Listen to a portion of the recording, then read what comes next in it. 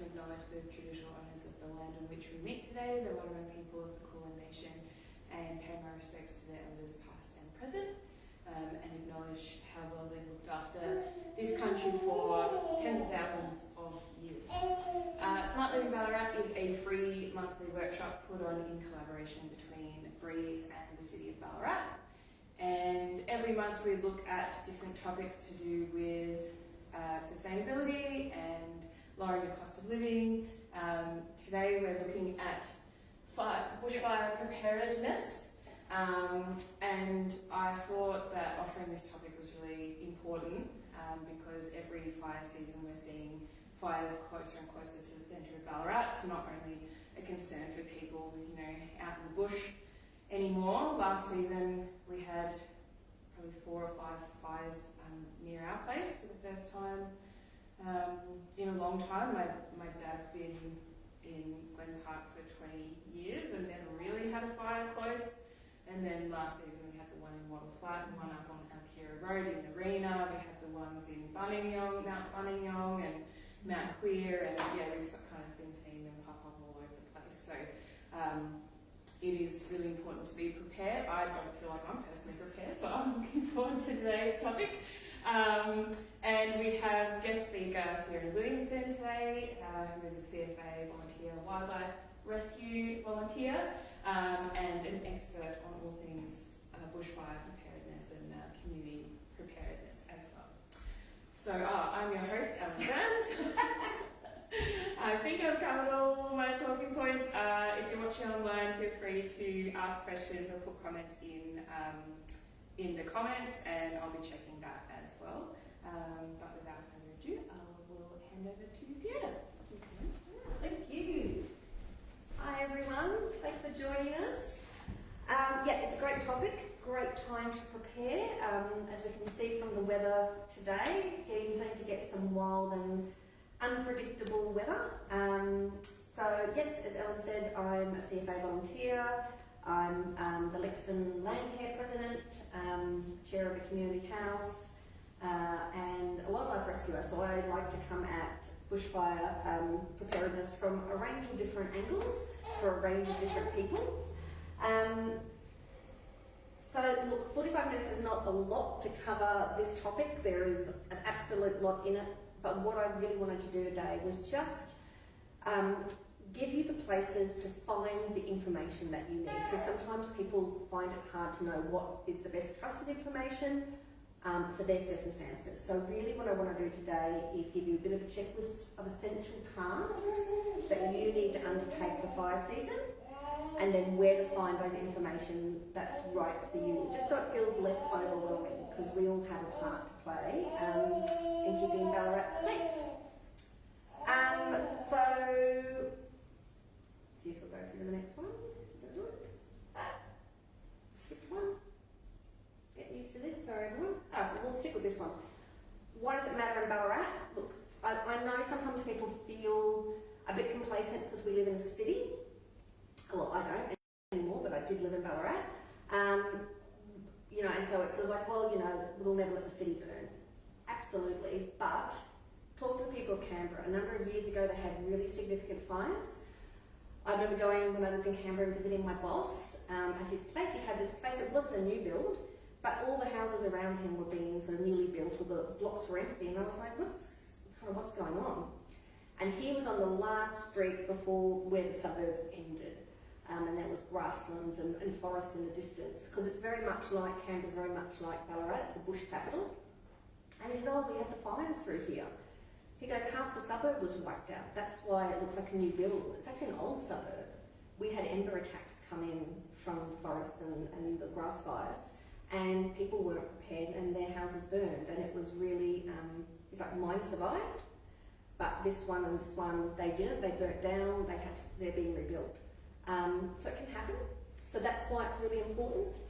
We have, as Ellen said, longer fire seasons, hotter fire seasons, more unpredictable fire seasons. I'm in District 16, which is the next one over from this one, which is District 15.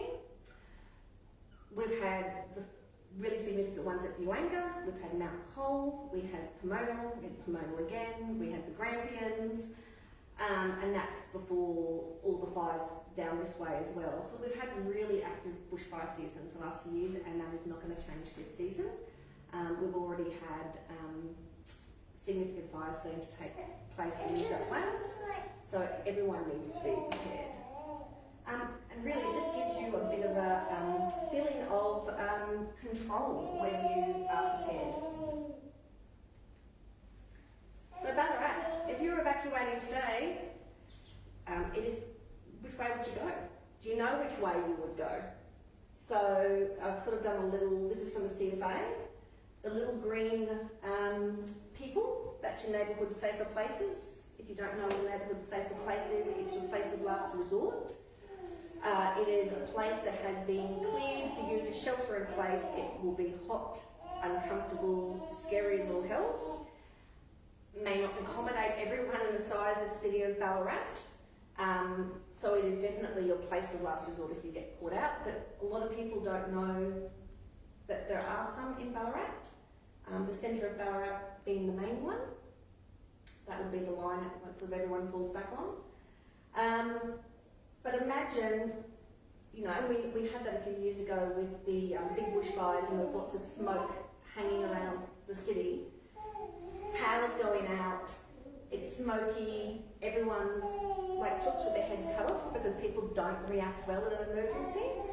And you work in the centre, you live in Delacombe, but your kids are, you know, because childcare's hard to get, are over at Wendouree Childcare Centre. What's the route you're going to go suddenly to take to get your kid to go back to your home, to get your stuff to, like, these are the things you need to think about now.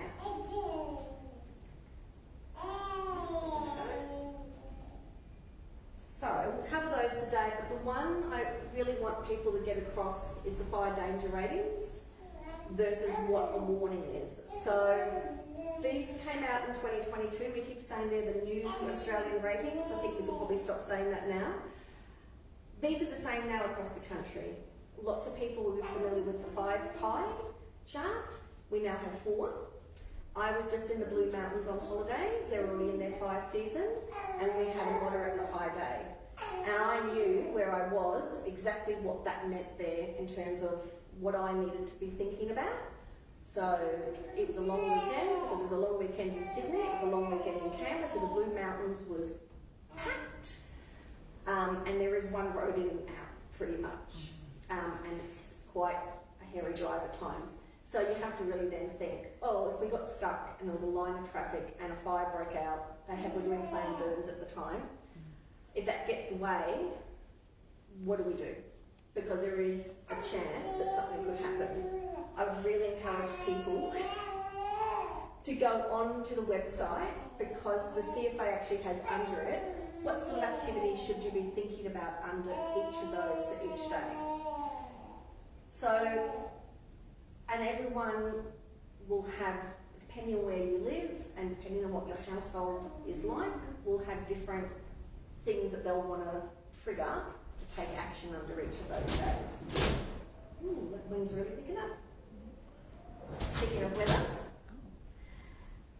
So we have fire ratings. We also have fire warnings. Warnings are for when the emergency has actually happened. So the other ones are predictors. So your rating is your predictor. You can get a prediction for the 4 days out. So if you go and you look today and you search for your suburb, it will give you the rating for the next 4 days. The warning is when, worst case scenario has happened, you know, a fire has started somewhere, there's dry lightning or whatever, and that's when you start to get things like, oh, there's an advice, there's a fire near you, but, you know, don't do anything yet.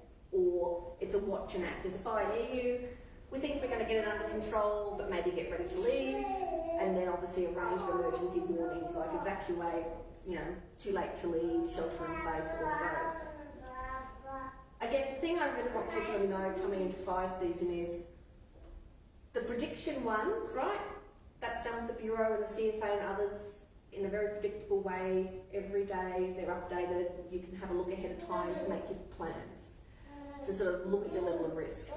These ones are when there's an incident has happened, there's a control centre, they're not on the ground, they're relying on people like myself on the ground to feed them information. So things will change quickly, and that's when people panic, because they're kind of going, oh, hold on, that one's changed, an hour ago it said this, now it says this. That's why we like you to use the ratings, because you're in control. If there is an extreme or a catastrophic day, you can already have made plans to be somewhere else, have gone to Melbourne for the day, do whatever it needs to make you feel safe. But if it's a catastrophic or extreme day and a fire starts and you're relying on this, all of a sudden, you're not working off muscle memory, you're reacting within the moment, and that's when we make really bad decisions. So we want you to know you're triggered to leave early. We obviously don't want you waiting to smoke. And I really love this picture because this is the early Ballarat fire brigade, and I'm really glad the uniform's not like that anymore. Because those chin straps those hats. So uncomfortable. It's very exposed. Yeah, that looks really crazy. The double-breasted. The double-breasted suit and the chin strap and the mo underneath it just looks hot and itchy and so uncomfortable. So, the one thing you want is to be informed during an emergency. I love this. This is a historic photo of Mrs. Connie Borgas. This is what communications used to look like. It was a farm, a woman on a farm, usually working the home or the homestead with a radio in her house, and the radio message would come through, and then she'd have to get on the blower, and she'd have to go down and ring the bell to get people to come into the brigade. I know people can get really fussy about apps and technology and all the rest of it, but trust me, we have come a long way since 1958. Let's use the technology that we have. What I would say is have multiple sources. Don't rely on just the app. The old portable radio, battery-powered radio, I've got 2 in my house, one in the car, one on the windowsill. They're the best. ABC Ballarat will be your emergency radio. Have it tuned to that, know what it is. Have it set on the windowsill in case the power goes out, in case the power goes out and the mobile tower goes down and you can't get access. Big emergency app. Know your local ABC radio. You can follow, obviously, on Facebook and Twitter for Vic Emergency. And the other thing is, because later on, because we're going to be going through household actions, property actions, but also community action, note the numbers for people that are deaf or hard of hearing, or people who don't speak English. And if you know someone who falls into those categories, maybe just, subtly share the numbers with them, because the more, this is an action of taking care of other people that are vulnerable within our community who just can't access the main sources. So that's a small community action that you can do straight away.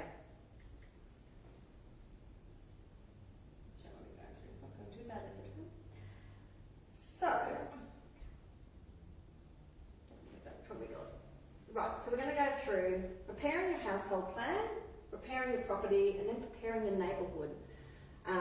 As permaculturalists, I'm really big on people care, fair share, planet care, and I think that's that's fair share, people care really when you're looking at preparing your neighbourhood, not just yourself. And also fire doesn't stop at fence lines. So by helping your neighbour, you're also helping yourself anyway.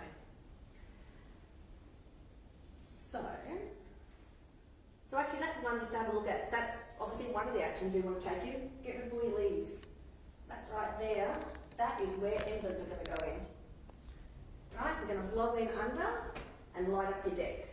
Ideally, she would actually have a fire guard along there, which is not always the most cheapest for people to do. So at the very least, what you want to do is not have any leaves under there ready to burn. Oops, I went the wrong way. So building this household plan. So this gentleman's doing the right thing. He's cutting back dead branches. He's trying to bring the level of the branches up. You're going to do 5 things when you're doing your household plan. Your first is having a conversation. It starts with having a chat. It doesn't matter what your household is. It could be you alone, it could be share housing, it could be multi-generational, it could be a family. Everyone should be involved, and I include kids in that. Kids are a lot smarter than we give them credit for, and the more you prepare them and bring them into the conversation, one, they think of things that you have missed because they watch you. So they're good that way. They're like, oh, you forgot this, Mum. Oh, yeah, okay. The second thing is, though, if you prepare them, they will react better in a crisis. They're not oblivious, as nor are our pets, and they pick up on our vibe. So if there is an emergency and you're not ready and you're putting a smile on like, yeah, let's all go, they know what your nerves are doing and you're going to get reticence and you're going to get pushback. If you prepare them by involving them from the start, they're like, I've got this, I know what I'm doing, I have a job. The other thing that the research shows is there are different, and I'll talk about it a bit later, but there are different, what we call self-evacuation character types. We all fall into a number. Your partner and you, or your teen, or your elderly mother, or whoever it is in your household, you will be surprised how often people are different. So you might be a early evacuator who's like, right, it's a moderate day, I'm doing something else, it's an extreme day, I'm leaving Ballarat and I'm doing blah, blah, blah. And then you might actually find out your partner's a stay and defend kind of person, or someone who's like, yeah, it'll be fine, the CFA will take care of it, and you're quite at odds. In an emergency is not the time to find out that you're ready to leave and leave early, and they're going, no, let's just wait. That's how people get caught out driving, and their cars are burnt out within a minute because they've waited to the last minute because people are having arguments about whether they should go or not. So have a real conversation is where it starts as a family about what's our comfort level with risk, what's our trigger for each of those days that we're going to do, right? It's a moderate day, that's plan and prepare. Okay, it is looking pretty hot, it's looking a bit gnarly out there. Let's just put the fire kit, like our go bag in the car. Let's turn the radio on all day in the house. Let's back up our mobiles and our laptops. Let's make sure we, check the gutters or whatever it might be. So, depending on what your household is and where you live, you're going to have different triggers. Then you're going to identify your routes out of there. So if you have to drive, there are lots of infrastructure things happening all over the place. You don't want to get stuck in traffic in the construction site that's suddenly been abandoned because there's a fire about to happen. And you want to know where your safe places are, including worst case scenario, a fire happens starts up, you're over on that Ballarat east side near the park, and a fire starts really suddenly near you from dry lightning, and there's not time to leave, and you have to shelter in place. Where would you shelter? Absolute worst case scenario, in place on your property to escape radiant heat. Once you have that plan, you're going to communicate it to everyone in your household. Your neighbours, share it with your neighbours, family, friends, your workplace. On an extreme or a catastrophic day, I live blah. It's actually a really dangerous place to live in Daryl on a catastrophic or extreme day. Work, FYI, probably won't be coming in that day. We're going to take the kids and the pets and we're going to go and stay in Ballarat for the day. It could be, so it depends. Letting people know ahead of time is actually a really good thing to do. It also means people don't panic. So there's nothing worse than seeing, fires are happening and Facebook pages and Instagrams and whatever and texts are all going off. People going, are you okay? Are you okay? And you're not responding because the power's gone out, so the tower's not working. If they know, right, it's an extreme day, they've left early and they've gone to stay with their mum, wherever, in Colac for the day. And then, they'll contact us later. It saves everyone panicking. And the other thing you're going to do when you're doing your plan is you're going to practice it, which sounds really dull, I know. Sorry. But it's muscle memory. That's what carries you through when the emergency happens, is okay, if the worst case scenario has happened, I know what to do because we practiced this. Right, where's the cat? Right, the cat's already inside because we knew it was a really bad weather day. There's a series of extreme heat days, let's say, and we decided we kept the cat and the dog in all week. And we have the carriers by the back door. Right, everyone in, pop them in. Bags are ready to go. We chuck it in the car. Everything's locked up. We've done the best we can for the house and away we go. And again, with kids, if you practice that, got your play case, you've got your toys, you've got your special stuff. Your job is to get, the leash on the dog or whatever it is appropriate for the age. Everyone feels confident when that happens. So I cannot emphasise that enough. And the thing is, CFA has made it super easy, so there are so many templates. Don't invent the wheel, don't feel like you've got to make it hard for yourself. So fireplanner.vic.gov.au, 10 minutes, it really is easily 10 minutes. You literally click start a fire plan and it goes through and asks you a series of questions and it creates the plan for you. So, just so you know, if you're in Ballarat, you're in District 15, which is central. It'll ask you things like who will you protect? So it'll ask you who's at home on a weekday, who's at home on a weekend. And then it's going to ask you some questions about where are you going to go? When will you leave? What will you take? That's as complicated as it needs to get. I cannot recommend it highly enough. It's 10 minutes of your time. Sit and do it with the kids. It's got nice, pretty graphics. You'll have a plan in no time. So you've got your plan. You've worked out what you're going to do on a moderate, high, extreme or catastrophic day. You're not waiting for the warnings to happen. You're going, yeah, it's a pain in the butt to, on an extreme or catastrophic day to leave the house on a weekend and go somewhere else and, it's hot and I don't want to do it. But actually I live in, Durrell. I keep coming back to Durrell because I work at Durrell. Or I live in Snake Valley and it's just not going to be safe here today. We're better off in Ballarat for the day, we're better off going to Melbourne and going to the museum or doing whatever. You're going to have an emergency kit and it's going to have all your essentials in it so that, evacuation centres will have stuff, but it will be still relatively basic and you'll want your own things. You'll also want some backup power, so it could be just a little power bank, maybe if you have a property you have a generator. As this woman's doing, you can see she's making one for her dog. So she's got a little collapsible bowl for the dog, she's got an extra little harness, she's got his favourite food, she's got some treats, right, so to kind of get him to be a bit compliant. That will pay off for her, because if she does need to go to an evacuation centre, she's got all of the stuff that she needs. Her dog's not going to be getting into fight with other dogs. Everything's cool. The worst thing would be if, pup's got some sort of medication and, oh God, we forgot the dog's medication and the dog has heart medication and, right, and you can't get a vet. That's the worst case scenario. And the same thing with you, with the kids stuff, right? Oh God, you can't find that favourite fluffy toy that the child has at the moment and, they're screaming the place down.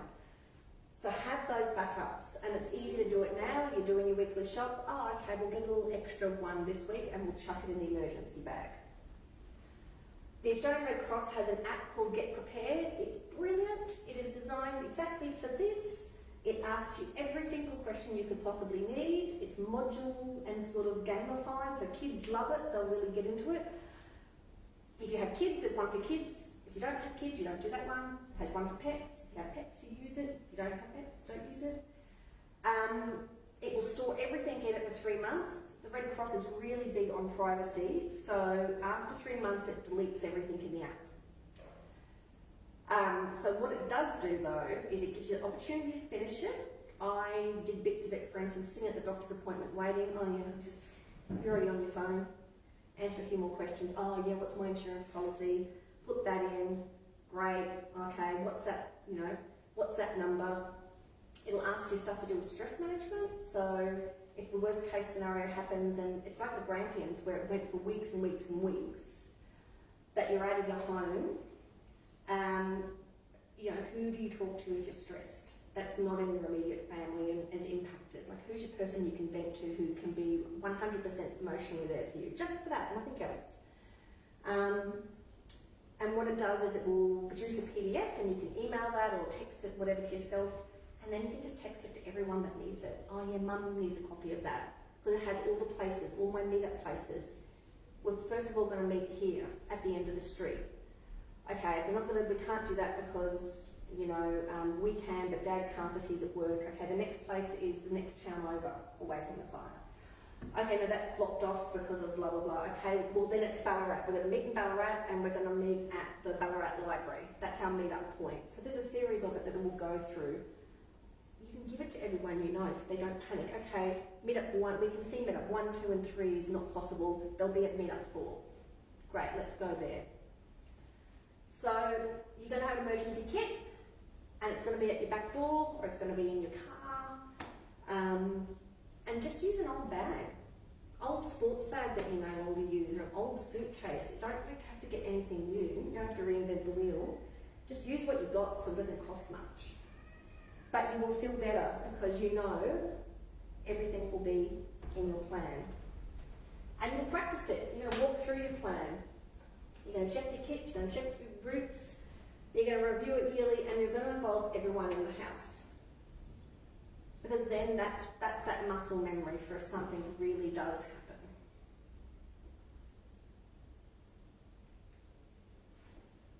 So you've got your plan, you've got your emergency bags, maybe you've got more than one, so maybe Dad has one in his ute, and he's also using that out on his work side. If he gets separated from you, Mum might have one in her car or her ute. There's one at the back door because, you know, maybe teens are at home by themselves at school holidays or whatever after hours, and so they've got one as well. So you can have a couple. You've got all that ready. Everyone knows the plan. If we're separated, this is where we're going to meet. We have all our emergency numbers in our plan. So we've got Grandma's number, we've got Auntie Jean, or we've got whatever, right? Now you're going to prepare your property, and this is the time to do it. We're coming into fire season. October is already fire season. Make no mistake about it. Wimmera just had its first extreme day.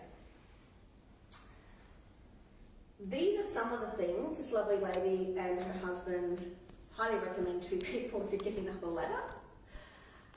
You can see there's grass growing in the guttering. Absolutely, that's just asking for trouble in the case of fire. I have seen in fires where the embers have gone 20 kilometres and they're going to come and they're going to land on your roof. And we all saw it in those big Black Saturday fires. We were all getting ash and soot and ember things falling on us, and that was coming from Gippsland. So, you know, if you've been there, as Ellen said, any of the fires recently, and that's coming onto your property, you're really aware of how easily that could start something at your own place and start another fire. So we want to clear our leaves and gutters and debris from the gutters. Also, as that lady had under your house, if you've got a veranda like she did, it's got to go straight under and catch on. You want to get it from around the sheds, around the water tank, right? You want to collect all of that. You want a defendable space. The CFA has some really brilliant materials around landscaping. Highly recommend them. I've got the resources on the slide a bit further in, but also the Bushfire Resilience Institute also has some brilliant webinars about how to do your landscaping, how to improve your home. So, for instance, they would look at her house and go, she needs some fire guards around the edge of that, which are it's metal, very tightly tight, so it still lets the air through, but it doesn't let ember attack through. And it will be attached to the bottom of the veranda to the ground. And that just stops the embers going up and under. But there's heaps of those different ones depending upon who you are, what your budget is, what sort of house you've got, to how you can improve your house to make it safer. But a defendable space is really important. You can see here what they've done. They've got gravel paths, they've got a veggie patch. Veggie patches are brilliant because it's moist soil with moist plants within it. Obviously, on an extreme or catastrophic day, they're probably not going to stay moist for long, but it is a line of defence. You know, you've mowed, it's nice and low, so, you know, the grass, because even when grass is burnt out, those roots underground, the fire can go underground. So your you're trying to create a defendable space, keeping your grass nice and low. You're taking all those flammable materials away from the home. So I remember seeing that when we were up on the Grampians for the Pomona fire. Some of the things that we were putting out as we were defending one of these homes that was sort of further out of town was they had gas, not electric, because they were off grid. So they'd taken all the gas bottles and they'd walked them out into the paddocks and dumped them out there away from the house. So one of the things that we did was we were going out with a truck and just continually putting flame retardant on it. That also includes, we all love our wood fires. Take that wood fire heap away from the house. Now is the time. Move it on. Trimming your trees and your branches because you don't want to be able to obviously have the fire go up. So you're trying to create a sort of a bit of a distance between. And sealing those ember entry points. So when you go and you get your fire silicone rated silicone, and you're getting up on the roof and you're just plugging it all up with that. So again, just for those tin roofs and things so the embers aren't going up and under, getting into your insulation, and all of a sudden your roof's on fire. Maintain access. A lot of people don't think about this. We have big trucks. They're getting bigger all the time. They're getting bigger because we're carrying more water and gear, but also because they're better at defending us. We need to fit through your driveways. Also, when we go in, we need to turn around because we need to escape. So I've been in situations like with the Buanga fire where we were first on scene and we're at a timber house just where the forest starts, and there was a driveway and we didn't drive into it, we backed into it, so we were facing out, which was tricky on a dirt road and a narrow driveway, and I'm really glad we did because we weren't there very long before that fire whipped around the forest and it came roaring down. There was an ember attack and we looked down the road and the whole road was on fire on both sides and we had to drive out through it. Ideally, if you're on a bigger property, you have a turning circle, a big turning circle please, and your fences are wide enough and you don't have trees overhanging that we can't drive our trucks through. And you know, you might, if you're out there, that you've got good water supply, right? So those are all really important things. And think about that landscaping. There's so many brilliant, beautiful designs that you can do that are firewise, with firewise plants that are less flammable. CFA has some great materials online. Bushfire Resilience Institute has some great webinars all about it. It doesn't have to be just a big ugly paddock around your house and nothing. There is a middle ground. Once your household is ready, and I will say just about that last one, some people, I've been asked before about, you know, staying and defending. The advice, because back in the old days it used to be because people were dying travelling, it used to be stay and defend. Obviously we now talk about leave early. The research and the evidence has changed. If you haven't been in a fire before and fought it, and you're not an able-bodied person and there's two of you with full protective gear and all of the right water supply and all of the right stuff, it's really a fool's errand. It's just not worth it. Your life is more important. Houses can be rebuilt. It's not a risk that you want to take. Absolutely do everything you can when it comes to your landscaping, when it comes to sealing those entry points, when it comes to, you know, if you can put, you can get security doors that are also basically ember guards. That helps. You can get screens for your windows. You can get stuff for around the edges. Like there's lots of different stuff. You can get sprinkler systems, all of which can be utilised and to hopefully keep your house safe while you are somewhere else, keeping yourself and your family safe. It's a big investment of money, I know, and maybe it's just something that you have to work at over time. But once your household's ready, it's time to think about your street, because fire doesn't stop at our gates. Share your plan with your neighbours. I know often nowadays we don't all know our neighbours. I live in a small town and even I don't know all of my neighbours. Some people just not friendly like that, that's fine. You can still just slip a little note into the letterbox just saying, "Hi, I'm Fiona. I live at number 66 across the road. Just so you know, on X or Y day, I'll be leaving early. But, you know, call out if you need a hand with anything, blah, blah, blah. This is my number if you need to get a hold of me." What I also really encourage people to do is check on vulnerable people. We have a lot of, obviously, older people living alone nowadays. We have a lot more single-person households. It is really hard to maintain a property and do all of the work during fire season, particularly when it's spring. We're getting not a huge amount of rain, but enough for everything to grow to do it on your own. Sometimes it is easier to just do working bees at each other's houses and a couple of hands together doing it and sharing equipment and tools, or borrowing it from the Ballarat Tool Library, is easier, right? Like, you know, if you don't feel confident using a chainsaw, maybe your neighbour does, and you can be helping to rake all of the leaves out from under something for them, or help them clean their gutter while they do your trees.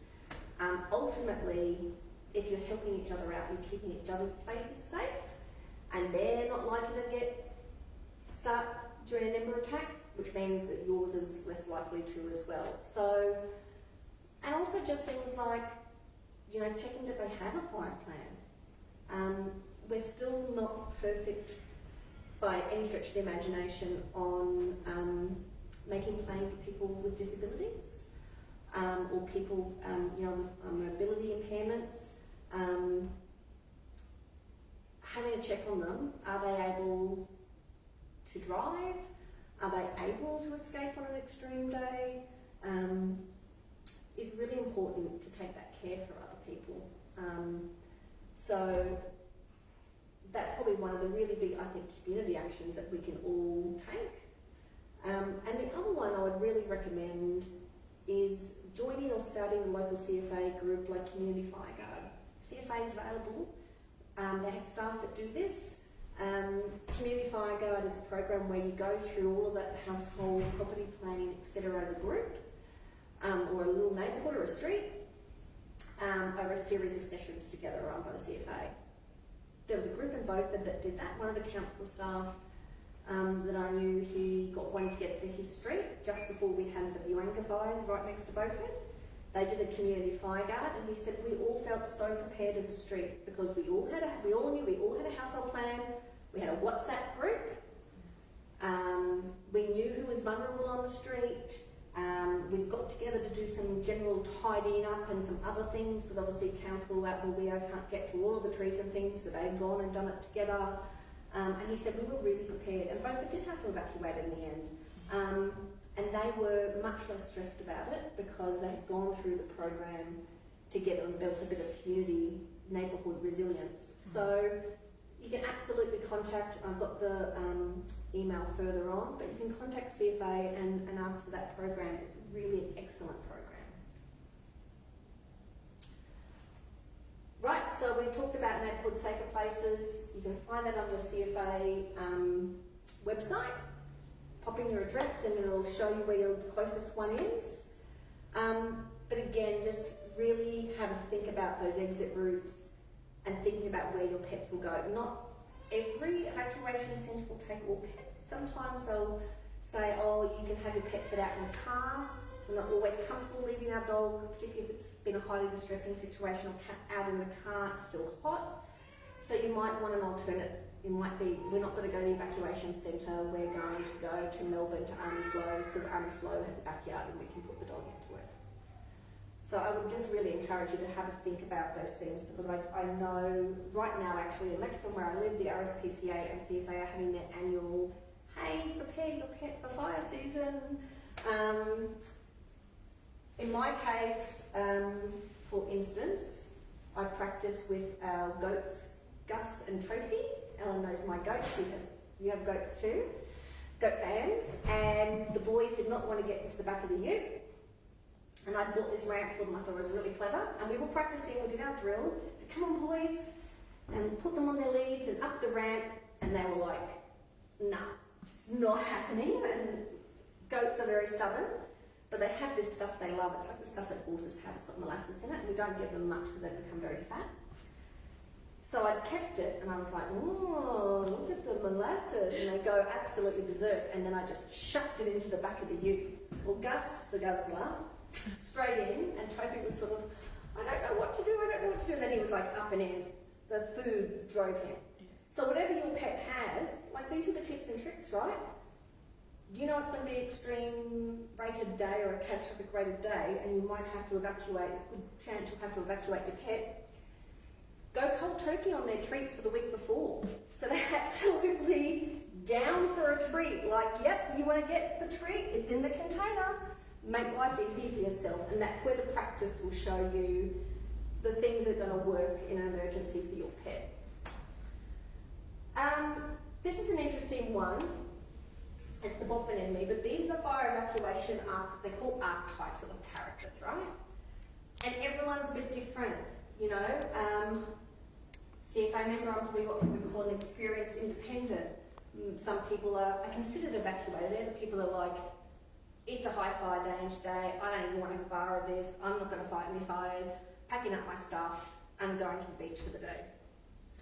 But you also get people who are the worried waverers. Oh, should I stay and defend? Oh, I don't have experience. Oh, I don't know if I should go. Oh, I don't know if I should stay. They're the people getting caught on roads trying to escape at the last minute. Responsibility denier. They're really committed to evacuating the bushfire, but they expect other people to tell them what to do. Oh, the CFA and others will tell me exactly what to do, and then they don't get as much direction as they think they will in an emergency, and they haven't prepared. And they're the person going, oh my God, I need to get my horses out. It's a catastrophic day. Oh, who's got a trailer? And everyone's going, we evacuated our horses 2 days ago. They're halfway across the state because we knew that we were going to have to get them out. That's why you need to have a conversation as a household. Gender and Disaster Australia have done a lot of research around gender and disaster, and one of the things that often comes up is a lot of men feel the need to potentially stay and defend, and obviously a lot of women are kind of being like, no, let's get out of here. Our lives are worth more than that. And conflict happens because there's a difference about whether we should stay or go.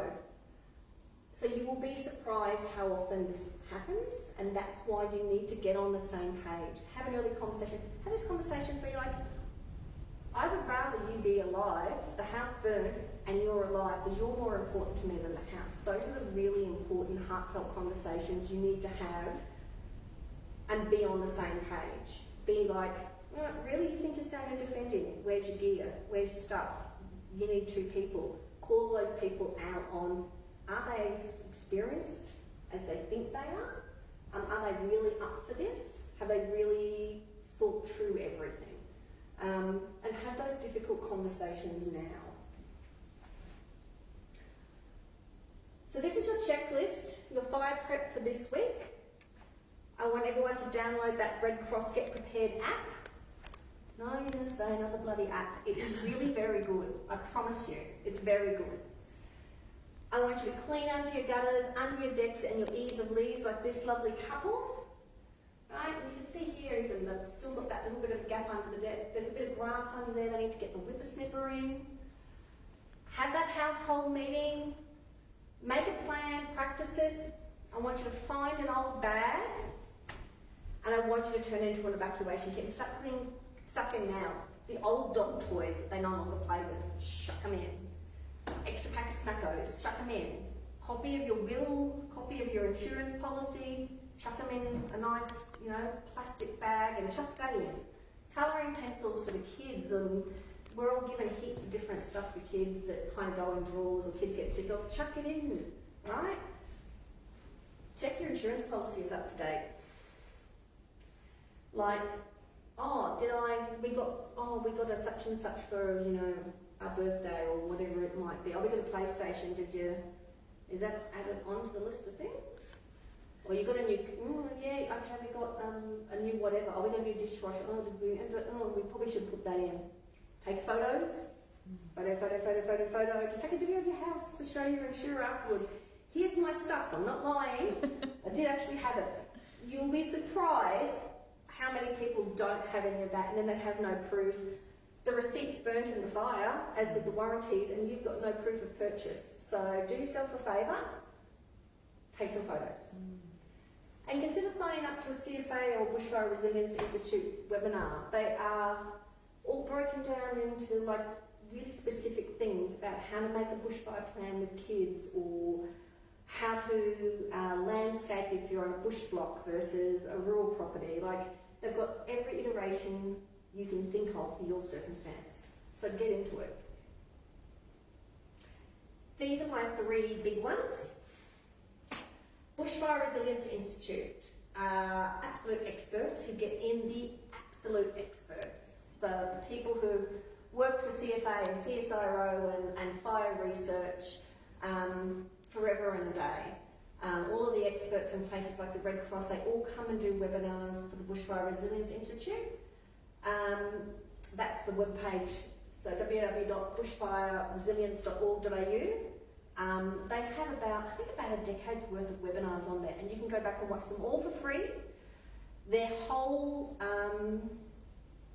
mission statement is preparing regional areas for bushfire. So that's us, that we're built for them. Often those webinars are broken down into different components, so you can even just watch segments of it that are relevant to you. And if you watch the live ones, they will send you, if you register, they'll send you a survey beforehand, so they can really tailor it to the people watching. And you can ask your questions then, and you can ask them in the webinar. Like, it's free advice, people, and it's from the best experts who, you know, if it's about landscaping and flammable plants, they're going to, like, is this plant good? They're going to be able to answer your questions. So I cannot recommend them highly enough. Obviously CFA, many excellent resources, but as I said, the fire planner, 10 minutes, that's all it takes. Or community fire guards, so that's the email to community programs. But you know, if you want something locally and you're unsure, go to your local brigade and just say, oh, I'm really interested in knowing more about X. If they have enough people, they can go to district and say, hey, can you run a program for us on, or we can run a program on blah. Brigades are always happy to provide advice, but now is the time to start thinking about doing some of those things. And then of course the other one is that Red Cross app.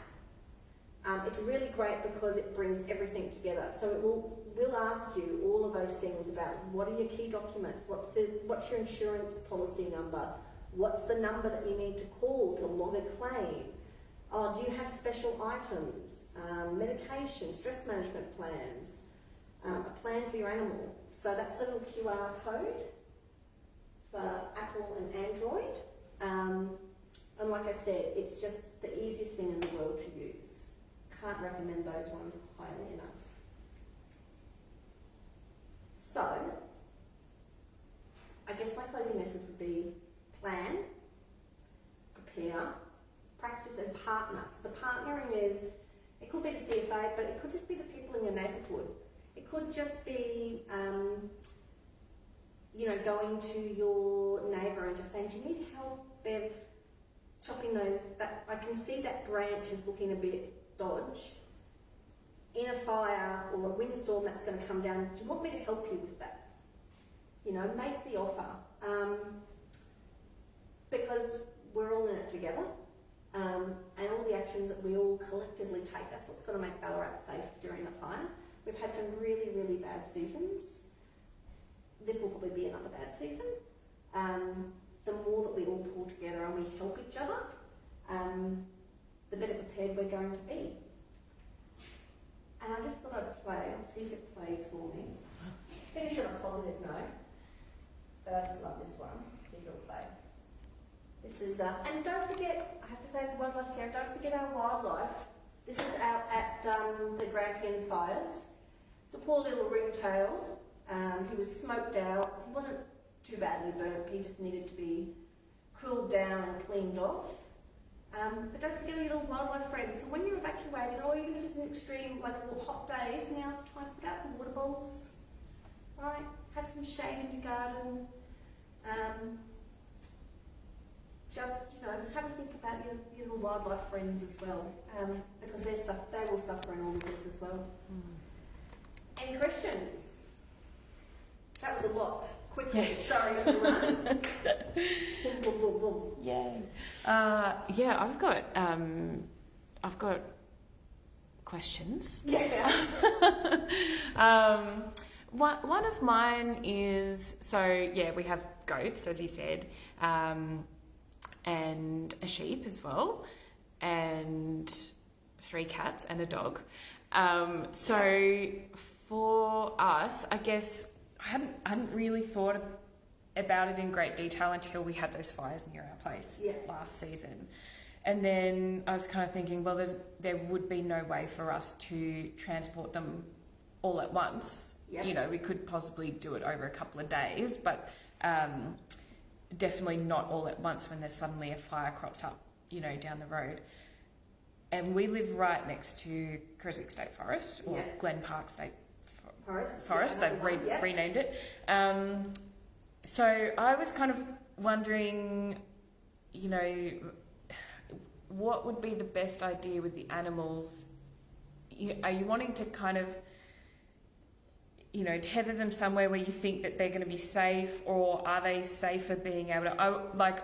I just imagined them running into the bush and being panicked and kind of running towards a fire, but then also you don't want to have them tethered or contained somewhere where they can't escape. Yeah, if you can. So that's, I think, where the ratings come in. If you're getting some extreme weather days, so for the cats and the dogs, my advice would be on those days, sorry, you're staying inside, kitty, because then you can grab that cat really easily. You've got the containers next to the back door, and kitty and dog are going straight in, and that's easy enough to just pick up. And that's a 5-minute job. With goats and livestock, so there is a whole specialist section on the CFA website, for instance, on horses. It's a really big thing for horses, because they're massive. That's right. Some people obviously make calls, they look at those ratings and they're like, I'm going to move my horse on a float somewhere else. They really love their horses. Yeah. I've also known colleagues up in, say, Bright, where those are really narrow roads, and they're like, there's no way we should be on a road with a fire, carrying a trailer and stopping other people evacuating quickly. So they obviously untether the horses, they live near a river, they hope for the best. You have a dam, so that's, again, animals have pretty good self-preservation instincts. I wouldn't be tethering them. One thing I do encourage people to do is, if when you leave, saw this from a bushfire kit people, she had like a little list that was laminated, and it had, hi, my name is, this is my house address, everyone here is evacuated, or if not, we're still missing blah. So if it was a farm and you weren't sure. We're taking this route. These are the animals that are left, so i.e. we couldn't find our staffy. I would like to know there's a firefighter going in and there's a terrified staffy that might potentially bite me because it's really scared. Or it's hiding somewhere and they haven't been able to find it. We've got this animal left and we're going to here. And they just peg it to the front fence, to the front gate. So when we're coming in, we're going, okay, there's horses on this property, they're free roaming, we need to be cognizant, we're not going to go around a corner and, run into them. But it also means we kind of know what it is that we need to be looking for to defend. Like that dog's missing or whatever. But yeah, it's a really livestock's really particularly difficult, I think. Yeah, but I would untether personally. And hope for the best. Unless you are comfortable, and I've seen someone panic who had, and lots of people nowadays have hobby farms with pets that aren't productive. So those goats that I know they're doing conservation work, they're clearing gorse, they've got a purpose. Some people just have, alpacas or horses or whatever, that they don't ride, or they're not kind of livestock, they're sort of pets. And then they panic at the last moment going, and they don't handle them necessarily a lot, and they're like, I can't get them on the trailer, it's not going, and there's smoke, and it's, again, that's why you practice. If you really want to evacuate that animal, you need to practice so it trusts you, it's on the leash, it's getting in the trailer, it's not, Yeah. like that, and it's trusting you. Invest that time early on to do it. But I mean, I don't know. The goats will probably fit in to your car, and you probably fit Minty. You'd probably shove Minty in, Minty the sheep into that. Cats and dog are probably no problem. We've got a small dog, as you know. But and then we got 2 smaller goats which can both fit on the ute at the same time. But then we got a bigger goat and a sheep that would just. They're not all fitting in. But it's good to hear that of like just have them untethered and be able to kind of look after themselves. We do have water basically we've got a dam or a creek on 3 borders of the property. Yeah. And then the road on the 4th border. So it's not pleasant to think about. No. But and then the other thing to keep in mind as well is Agriculture Victoria has vets that go to the scenes afterwards, whose whole job unfortunately is euthanizing, treating injured animals so that farmers don't have to do it. I know farmers who have in the past had to obviously shoot a whole lot of livestock themselves that haven't survived, and it's been extremely traumatic. Now Agriculture Victoria provides a really fantastic service where they have this professional vet service that they go out together and they do that for farmers. Wow.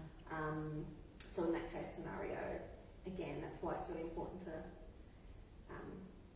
be letting services know what's on your property afterwards if the worst case happens, and be like, well, we have livestock on there and they might need looking at. Yeah, that's a good one.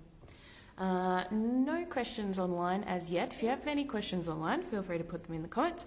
I've got another one. I was just thinking about my mum's house. She's got her property is on quite a slope, so the front of the house is right at ground level, basically on the ground, and then the back of the house has maybe a metre high gap between the floor of the house and the ground, right, and under the house is just open. So now, with what you've said about the embers coming underneath, I'm thinking, and it's a wooden house, but it's a very high gap. Is there, obviously there's like the special, the ember guard kind of stuff, but is it worth, I mean, they use it as a bit of storage. They've got kind of random bits and pieces under there. There's no grass under there. Yeah. It's kind of, they kind of use it as storage. And I think actually they put underground insulation on the underneath. Yeah. I mean, the ember guards don't. I mean, maybe that's like if you're looking at a house and you're thinking, I can't afford to put a sprinkler system in and all the things, right? Because they're not necessarily cheap. One of the things that could be to go, that's like grassland out that way. It's uphill and fire moves like faster uphill than down. That could be the one where you're like, that's where we'll just invest a couple of $100 to have that enclosed, because it's not hard to install yourself. It's just ordering it, and maybe it's just for something. Normally it's more like that. It's not going to be a plus, but you can absolutely. There are companies online that do this for a living, and you can just order them online. Bulk can be cheaper, and again, that sometimes maybe why it's good to get together with the neighbours and go, I'm thinking of putting in this order. I don't need all of this, but if we ordered together, we could get a discount. That might be one where you like put that in with the little doors, and that's the first step. It's a bit like making your house sustainable. Like when you get an energy assessment on your home, and I've got a really long list of things. I started with the do-it-yourself stuff. Doing your window shells, all the things that you've done in the Smart Living webinars. Up to the expensive stuff, which was the solar, which I'm still paying off, and then maybe there's a battery, and there's insulation to come, but I can't afford all of those things, and I can't afford double glazing yet. So I've just done the things that I can. And in your mum's case, that might be, I can just afford to do that bit, and that could be the really big help. And then there might be landscaping in front of it that you can easily do and create some defendable space. But there's lots of cheap options, like Bunnings has one where you can cut into your downpipe. I can't remember the name of it. You cut into your downpipe, and it's like a little tap which you can stick a hose into, puts a flap, and it fills up the pipe, which goes and fills up the gutter. So some people used to say put a tennis ball in and then fill your gutter with your hose, but then you've got to get up a ladder and do it right, and it's the whole thing. Yeah. This, you just cut the drain pipe at this level, and it has there like a flap that goes across, so it cuts it off from draining, and then the hose plugs in there, and you just turn it on, and it just fills up and in. Right? Then your gutters are filled with water. Yeah. That's a start. You know, a sprinkler system. That's pretty good though. Yeah. That's going to really help, and it doesn't cost a lot. It's like they're like $30 or something. You know, and we can probably all do a certain like DIY, a bit of cutting. If you get the right tools from the tool library, that's where I would usually go and just say, Althea, how do I do this? You need this tool, Fiona. Okay. You know, and again, that could be something. You know, again, these are like. Somewhere like the tool library on Edward House, I'd be really good to get a DIY about how to do some of these little fixes around the property. To, you know, do some cheap options because I can't afford a sprinkler system. And you're probably going to remember that one because it's at eye level. People before had sprinkler systems. It's really tragic. And in their panic, forgot to turn them on before they're in the house. Yeah. Or they run off a generator and they can check the generator. So again, if you're on a bush block or you're bought a property and it has a generator and a pump or a sprinkler system or any of those things and you don't know how to operate them, please call your brigade now because someone can come around and show you how to operate it. Check it's running because that's something you should be checking every week in fire season. Is the generator running that runs the pump that does the sprinkler system? People forget about those things and then the house burns and they're like, oh, I have a sprinkler system. Ask for help. Awesome, excellent. Well, no other questions online, but thank you so much, Fiona. And I will just say a bit about next month's session. So we have water saving session next month. So again, getting prepped for summer. And we have fire prep and then water prep. So we're all going to summer very prepared, hopefully.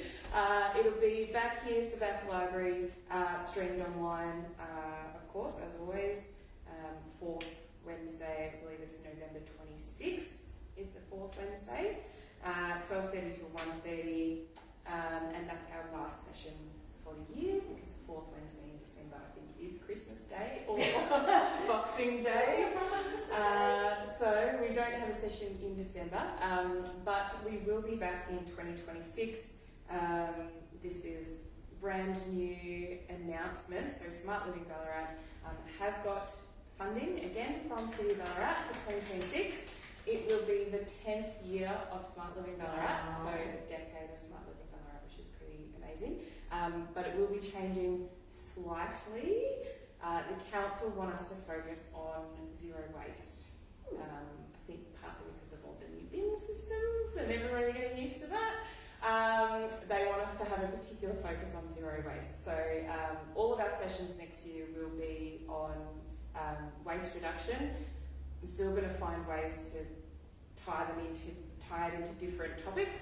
But yeah, it will look slightly different or have like a particular focus. And zero waste is one of my special interests, so I'm okay with that. But yeah, formulating the program for next year at the moment. So if anyone has ideas on topics that you would like to see to do with zero waste, let us know on the Smart Living Ballarat Facebook group. Join that. Even if you follow the page, make sure you go to the group as well, Smart Living Ballarat group on Facebook. That's where we have all of our community discussions and discuss the sessions afterwards. We have weekly check-ins of what people are doing in their lives to live smarter, more sustainably and lower their cost of living. We've got Waste Wednesdays now, where we talk about waste reduction and all kinds of things like that. So please join us over at the group. But thank you again, Fiona, and we'll see